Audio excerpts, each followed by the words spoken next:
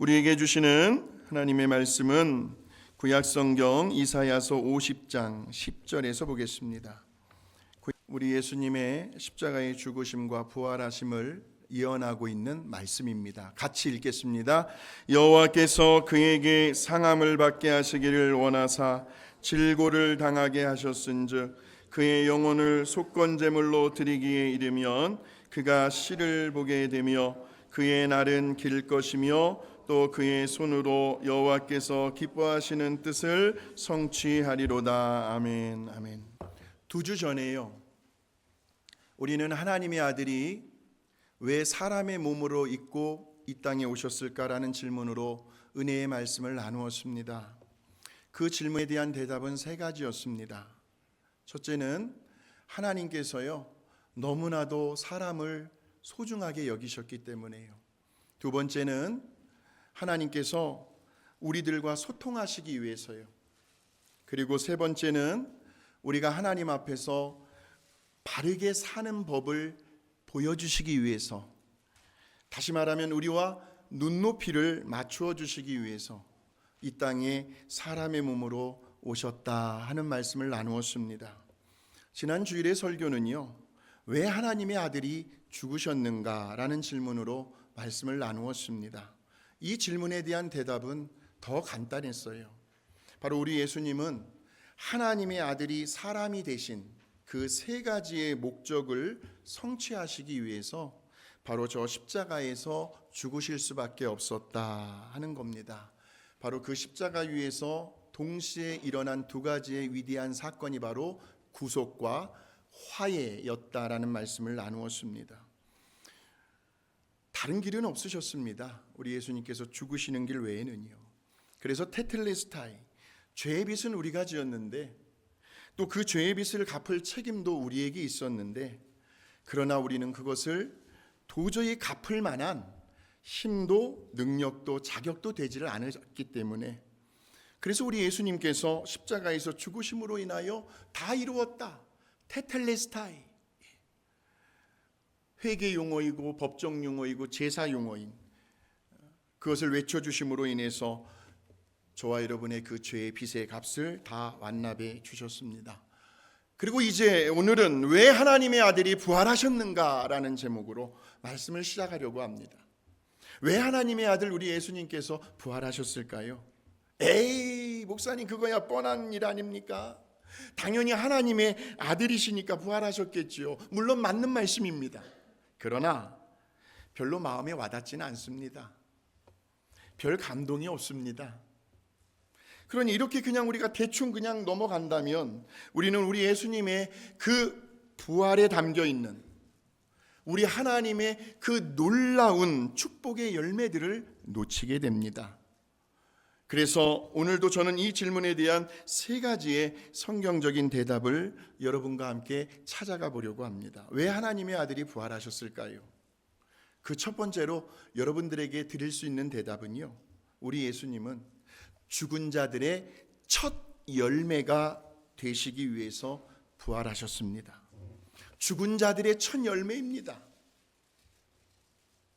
여러분이 이미 잘 알고 계시는 것처럼요, 우리 예수님의 부활에 대하여 가장 집중적으로 다루고 있는, 어디서 막 소리가 나요, 소위 부활장이라고 하면 여러분 어디가 떠오르십니까? 고린도전서 15장의 말씀이 떠오를 겁니다. 고린도전서 15장의 말씀. 그러니까 사도 바울은요, 지금 부활하신 우리 예수님을 결코 한두 사람에 의해서 목격되어진 것이 아니고 무려 500여 명이나 되는 사람들에 의해서, 그것도 동시에 우리 예수님을 보았다라고 증언을 하고 있습니다. 그러면서 뭐라고 이야기를 하시냐면, 만일 우리 예수님의 부활하심이 없었더라면 예수 믿는 우리들은 이 세상에서 가장 불쌍한 사람들이다라고 말을 하면서 이어서 이렇게 말을 합니다. 한번 보여주시겠습니까? 고린도전서 15장 20절에서 22절 시작.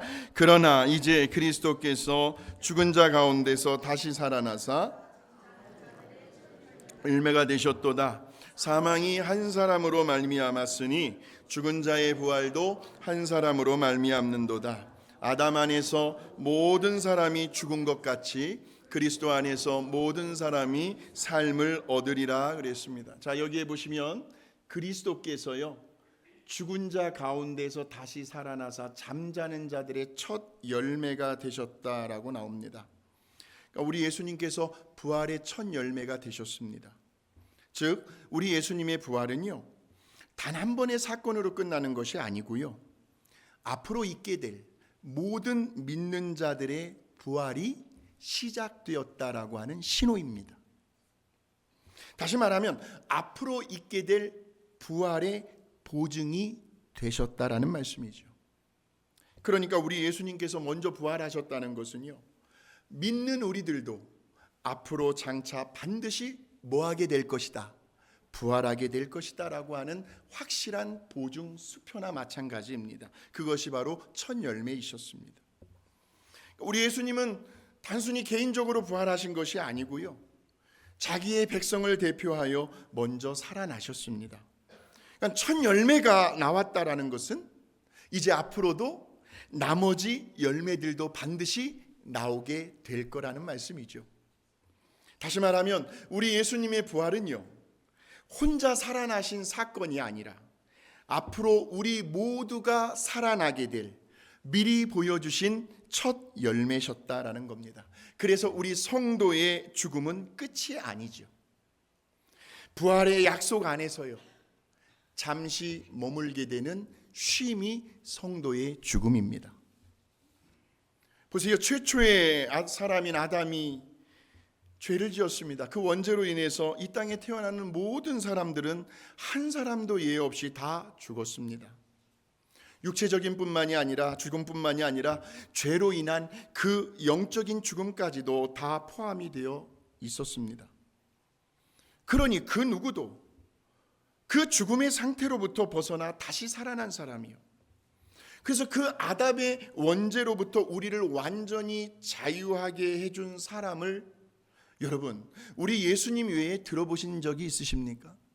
아무도 없습니다. 오직 우리 예수님만이 죽은 자 가운데서요 그것도 정확히 사흘 만에 다시 살아나셨습니다. 그리고는 죄와 사망과 지옥, 음부의 권세를 이기시고 오늘 새벽에 부활하셨습니다. 그래서 그렇게 부활하심으로 인하여 우리 모든 사람들을 위해서 예수님은 첫 열매가 되어 주신 겁니다. 여기서 이 첫이라는 말은 첫째, 둘째, 셋째 하는 식의 순서로서의 첫 열매가 아니에요. 이 말은 이제까지 단 한 번도 전혀 그런 일이 없으셨던 인류의 역사에 있어서 오직 유일하게 처음 있는 사건으로서의 부활을 의미합니다. 그러면서 동시에 그 부활하신 예수님을 믿는 모든 자들에게요 오늘 저와 여러분들에게 동일하게 일어날 수 있는 부활, 바로 그런 의미로서의 첫 열매를 말합니다. 그래서 야고보서를 기록한 야고보 기자도요 이미 그리스도 안에서 거듭난 저와 여러분을 가리켜 뭐라고 이야기를 하냐면, 같이 한번 읽어보실까요?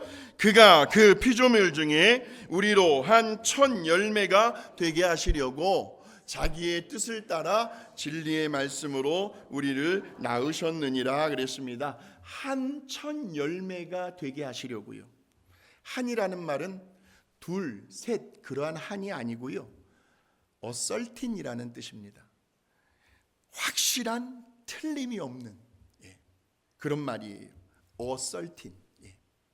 그러니까 우리 예수님은 자신이 부활의 첫 열매가 되신 것처럼 오늘날 저와 여러분들도 부활의 첫 열매가 되게 해주셨다는 겁니다. 그래서 히브리서에 보시면 우리 그리스도인들을 가리켜 첫 열매라고 부르고 있어요. 같이 한번 확인해 보실까요? 히브리서 12장 22절에서 24절입니다. 그러나 너희가 이른 곳은 시온산과 살아계신 하나님의 도성인 하늘의 예루살렘과 천만 천사와 하늘에 기록된 장자들의 모임과 교회와 만민의 심판자이신 하나님과 및 온전하게 된 의인의 영들과 새 언약의 중보자이신 예수와 및 아벨의 피보다 더 나은 것을 말하는 뿌린 피니라. 자, 여기에 보시면 너희가 이른 곳은 그랬습니다. 그리고 어디를 보시냐면 하늘에 기록된 장자들의 모임과 교회라는 말이 나옵니다. 너희가 시온산에 이르렀는데 거기는 처음 난 자들의 교회이다라는 뜻입니다. 영어 성경에 보시면 But you have come to Mount Zion, to the church of the firstborn이라는 말이 나옵니다. firstborn이요, firstborn. 장자들의 모임과 교회, 이 장자들이 바로 첫 열매라는 겁니다. firstborn. 그러므로 오늘날 저와 여러분은 부활의 첫 열매들이 모인 교회라는 겁니다. 우리가 교회입니다. 할렐루야! 우리가 교회입니다. 건물이 아니고요. 다시 말하면 죄를 회개하고 우리 예수님을 구주로 영접한 그 모든 사람들이 첫 열매, 부활의 열매들이 된 거지요. 즉 우리 예수님은 저와 여러분을 우리 하나님 앞에서요, 오직 유일한 첫 열매, 이것은 무슨 말이냐면 저와 여러분을 아주 특별한 존재로요, 아주 고귀한 존재로 만들어 주시기 위하여 부활하셨다라는 말씀입니다. 그 부활의 생명이 저와 여러분 안에 있으니까요. 그러니 이 찬양이 나오지 않을 수가 없죠. 저와 여러분은 너무나도 귀한 존재입니다. 감사해요. 깨닫지 못했었는데 내가 얼마나 소중한 존재라는 걸 태초부터 지금까지 하나님의 사랑은 항상 날 향하고 있었다는 걸 고마워요. 그 사랑을 가르쳐준 당신께, 주께서 허락하신 당신께 그리스도의 사랑으로도 섬기며 이제 나도 세상에 전하리라. 당신은 사랑받기 위해 그리고 그 사랑 전하기 위해 주께서 택하시고 이 땅에 심으셨네. 또 하나의 열매를 바라시며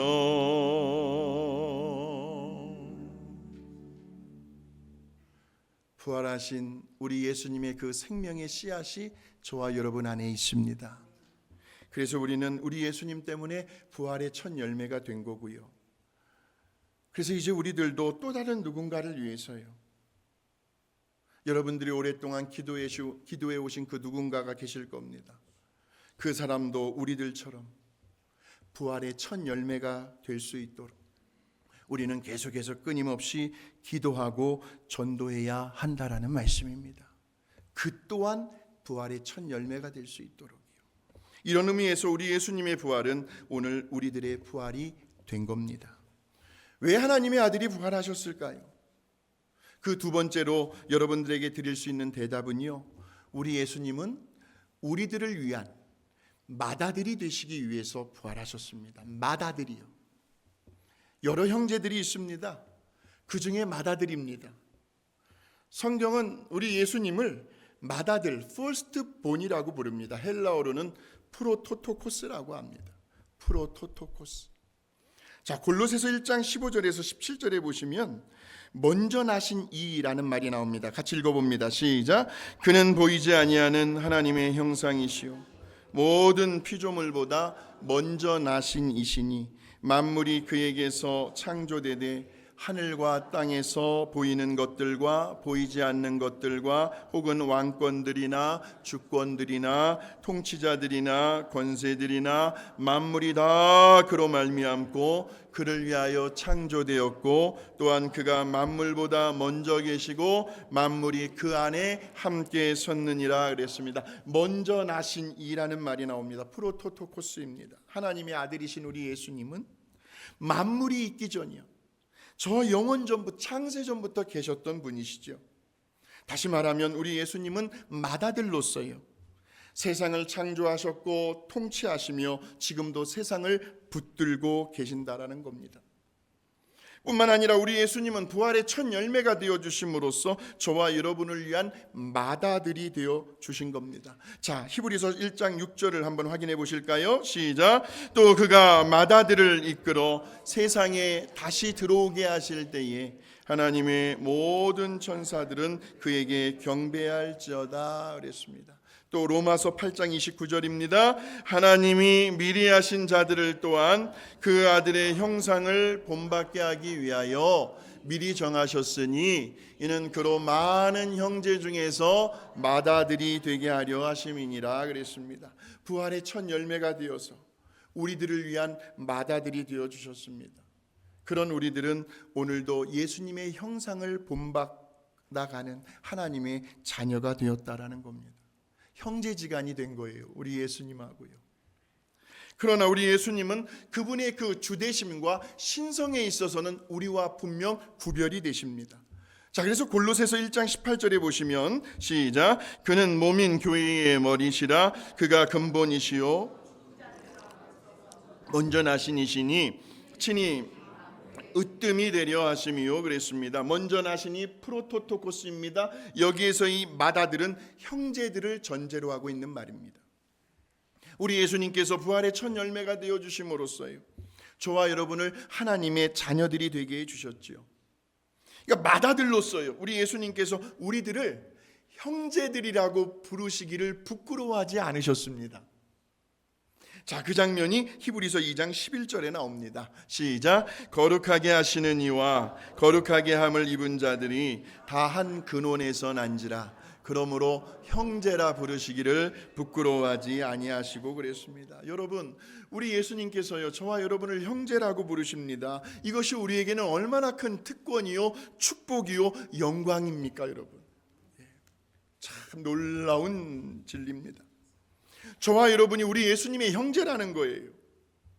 물론 우리 예수님께서 큰형, 맏형이 되시고요. 그러므로 우리 예수님은 하나님 앞에서요 우리를 위한 맏아들이 되시기 위해서 부활하셨다라는 겁니다. 이 부활이 우리 하나님 아버지께는 한없는 영광이 되셨고 오늘 저와 여러분에게는 한없는 축복이 되어 주셨습니다. 우리 한번 옆 사람 축복하실까요? 정말 마음에서 우러나오면서 우리는 예수님의 한 형제입니다. 우리는 예수님의 한 형제입니다. 우리 지금처럼 앞으로도 서로 사이좋게 지냅시다. 우리 지금처럼 앞으로도 서로 사이좋게 지내십시다. 예수님이 한 형제, 예수님이 맏아들이시고 우리는 한 형제니까 당연히 화목하게 사이좋게 지내시기를 주의 이름으로 축원합니다. 왜 하나님의 아들이 부활하셨을까? 마지막으로 드릴 수 있는 세 번째 대답은요, 우리 예수님은 저와 여러분을 위한 씨가 되시기 위해서 부활하셨습니다. 뭐가 되시기 위해서요? 처음에는 첫 열매, 그리고 두 번째는 맏아들, 그리고 마지막에는 씨가 되시기 위해서 부활하셨습니다. 자, 그 최초로 우리 예수님을 씨라고 부르는 예언의 말씀이 어디에 나오냐면 창세기 3장에 나옵니다. 우리 15절의 말씀을 같이 한번 읽어봅니다. 시작. 내가 너로 여자와 원수가 되게 하고 내 후손도 여자의 후손과 원수가 되게 하리니 여자의 후손은 내 머리를 상하게 할 것이요 너는 그의 발꿈치를 상하게 할 것이니라. 예수님에 대한 예언의 말씀, 후손이라는 말이 나오죠. 이것이 히브리어로 제라라는 말이고 헬라어로는 스페르마라는 말인데 씨라는 뜻을 가지고 있습니다. 씨. 그러면서 우리 예수님을 또 씨라고 부르는 예언의 말씀이 아브라함을 통해서 주어지는데요. 자, 창세기 12장 2절입니다.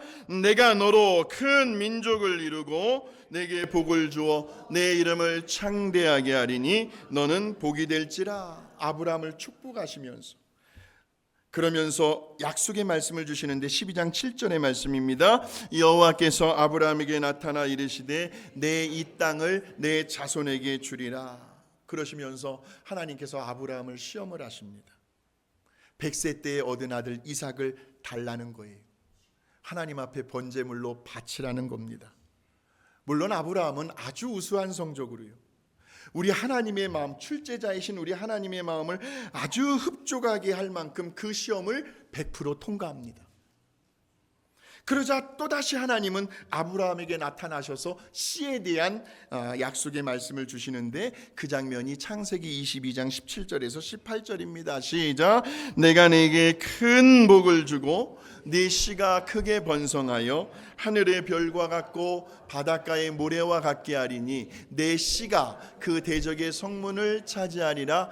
또 내 씨로 말미암아 천하 만민이 복을 받으리니 이는 내가 나의 말을 준행하였음이니라 하셨다 하니라.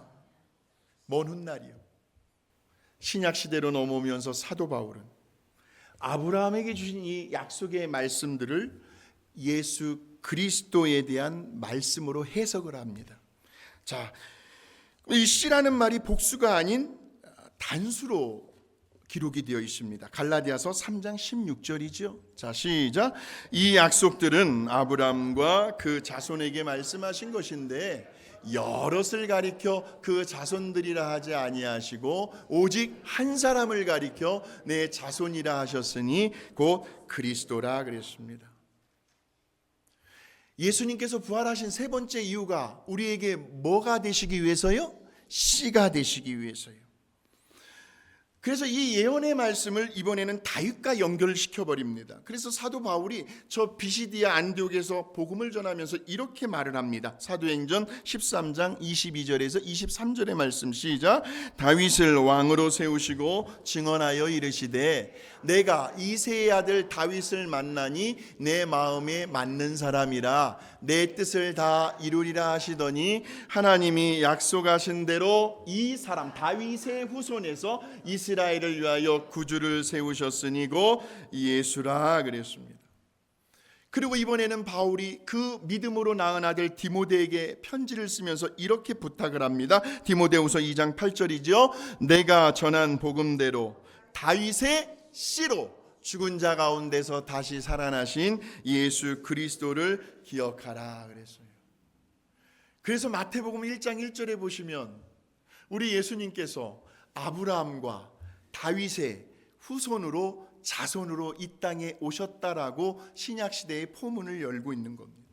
우리 예수님은 아브라함과 다윗의 후손으로 이 땅에 오셨죠. 그리고 오늘 우리가 읽었던 이 본문의 말씀에서 이사야 선지자는 우리 예수님의 죽으심과 부활하심에 대하여 이렇게 예언을 합니다. 다시 한번 본문의 말씀 읽어볼까요? 시작. 여호와께서 그에게 상함을 받게 하시기를 원하사 질고를 당하게 하셨은즉 그의 영혼을 십자가의 제단에 속건제물로 드리기에 이르면 그가 씨를 보게 되며 그의 날은 길 것이요 또 그의 손으로 여호와께서 기뻐하시는 뜻을 성취하리로다. 우리 예수님께서 이 세상에 씨로 오셨어요. 씨가 되어 오셨습니다. 그리고 그 씨가 부활의 첫 열매가 되었어요. 그러면서 그 씨를 통하여 하나님의 나라가 세워지고 죽은 자가 다시 살아나며 저 원수 마귀의 감옥에 갇혀 있었던 영혼들을 자유하게 주셨습니다. 다시 말하면 우리 예수님은요, 우리를 그의 씨가 되시기 위해서 부활하셨습니다. 그래서 우리 예수님의 부활은 오늘 저와 여러분에게 영생이라고 하는 씨를 심어 주신 거죠. 영생, 하나님의 생명을 의미합니다. 그래서 사도 요한은 그의 복음서에서 생명이라고 하는 말을 자주자주 사용을 합니다. 마태는 2번 사용했고요, 누가는 3번을 사용했습니다. 그런데 요한은 16번 이상 사용을 합니다. 사도 요한은 그의 인생의 마지막 황혼역에 갔을 때에 그는 요한일서라는 편지를 쓰면서 이렇게 말을 합니다. 요한일서 3장 9절이죠. 하나님께로부터 난 자마다 죄를 짓지 아니하나니 이는 하나님의 씨가 그의 속에 거함이요 그도 범죄하지 못하는 것은 하나님께로부터 났음이라. 우리 안에 누구의 씨가 있다고요? 하나님의 씨가 있습니다. 그 씨는 예수님께서 부활하신 영생의 씨앗입니다. 또한 사도 베드로 역시 씨에 대하여 이렇게 증거를 하고 있습니다. 그 씨는 썩어지지 아니하는 씨랍니다. 베드로전서 1장 23절이죠. 너희가 거듭난 것은 썩어질 씨로 된 것이 아니요 썩지 아니할 씨로 된 것이니 살아있고 항상 있는 하나님의 말씀으로 되었느니라 그랬습니다. 우리 예수님께서 그분의 그 부활하심을 통하여 구약시대의 예언의 말씀들이 성취가 되었습니다.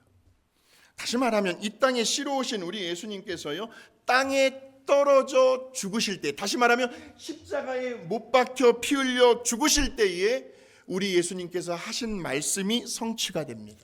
그것이 요한복음 12장 24절의 말씀이었습니다. 시작. 내가 진실로 진실로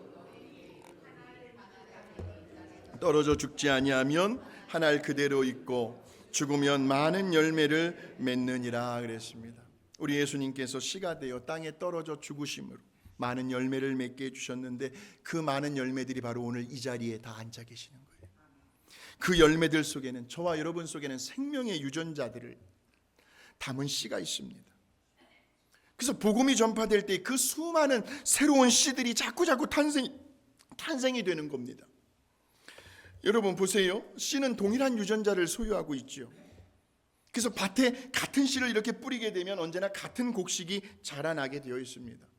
마찬가지로 그리스도의 복음은요, 아무리 세월이 흘러 시간이 지나가도요, 그 수많은 다양한 언어로 다양한 문화권 속에서 전파된다 할지라도요, 언제나 복음의 본질은 변하지 않는다라는 말씀이죠. 거기에는 같은 생명을 소유하고 있기 때문에 그래요. 그래서 씨 속에 있는 생명은 어떻게 되어 있습니까? 자라나게 되어 있습니다. 자라나면서 그 모양이, 그 모습이 점점 성장하면서 변화가 되죠. 그래서 저 오순절 마가의 다락방에서 성령 체험을 했던 베드로 사도가요, 대단한 설교가였는데 그의 설교 마지막 부분에 이런 말을 합니다. 사도행전 3장 25절에서 26절의 말씀입니다. 시작. 아브라함에게 이르시기를 땅 위의 모든 족속이 너희 씨로 말미암아 복을 받으리라 하셨으니 하나님이 그 종을 세워 복 주시려고 너희에게 먼저 보내사 너희로 하여금 돌이켜 각각 그 악함을 버리게 하셨느니라. 돌이켜라는 말이 바로 변화를 의미합니다. 변화요. 이제 말씀을 정리하겠습니다. 왜 하나님의 아들이 부활하셨는가라는 그 질문에 대한 대답은 오늘 저와 여러분에게 세 가지의 축복을 주시기 위해서였습니다. 첫째는 우리를 위하여 첫 열매가 되어 주셨습니다. 그래서 우리도 우리 주님과 함께 첫 열매가 된 거예요. 우리도 부활하게 될 거니까. 저와 여러분이 부활하게 될 거라는 사실을 믿으십니까? 예, 믿으셔야 합니다. 두 번째는 우리를 위하여 맏아들이 되어 주셨습니다. 우리 주님과 함께 하나님의 자녀가 되게 해주셨어요. 한 형제가 되었습니다. 왜 그랬을까요? 저 천국의 집, 영원한 집에서 우리 예수님과 저와 여러분과 함께 오래도록 세세무궁토록 같이 살기 위해서요. 마지막 세 번째, 우리를 위하여 씨가 되어 주셨습니다. 우리도 우리 주님의 그 생명을 나누는 씨가 되라고요. 우리 안에 있는 그 영생의 씨앗을 또 다른 누군가에게 심어 주어야 할, 같이 구원받아야지요. 같이 부활하여야지요. 같이 어디에서요? 저 천국에서 영원토록 내 사랑하는 가족들과 형제 자매들과 함께 살라고 우리에게 씨가 되어 주셨습니다. 오늘 이 부활주의를 맞이하셔서 우리 모두가 첫 열매처럼이요, 맏아들의 형제처럼, 그리고 거룩한 씨처럼 오직 예수, 오직 복음만을 전파하며 이 땅에 새로운 생명들이 계속해서 태어나 그들도 저와 여러분처럼 날마다 변화와 성장과 성숙을 이루어가는, 그래서 그들로 하여금 또 다른 열매들이 계속해서 재생산되는 그 일에 아름답고 존귀하게 쓰임받는 저와 여러분이 되시기를 주의 이름으로 축원합니다. 하나님 감사합니다. 우리 예수님 왜 부활하셨는가라는 질문을 가지고 성경적인 세 가지의 대답을 살펴보았습니다.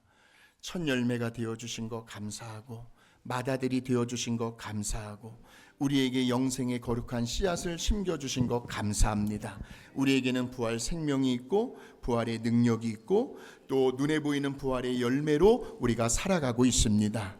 여기에 그치는 것이 아니라 이제는 우리가 그동안 기도해온 또 다른 누군가에게도 우리가 가지고 있는 그 씨앗을 심어줄 수 있는, 그래서 그들도 부활의 첫 열매로 이 땅에서 천국의 소망을 두고 어떠한 힘들고 어려운 일이 있다 할지라도 부활하신 우리 예수님 손잡고 담대하게 살아갈 수 있도록 하나님, 우리가 그렇게 기도하고 전도하고 있는 그 영혼도 부활의 첫 열매와 또 영생의 씨를 소유하는 우리 맏아들이신 예수님과 한 형제가 되는 그러한 놀라운 축복을 누릴 수 있도록 우리 한 사람 한 사람을 거룩한 전도의 도구로 사용하여 주시옵소서. 감사드리며 예수님의 이름으로 기도하옵나이다.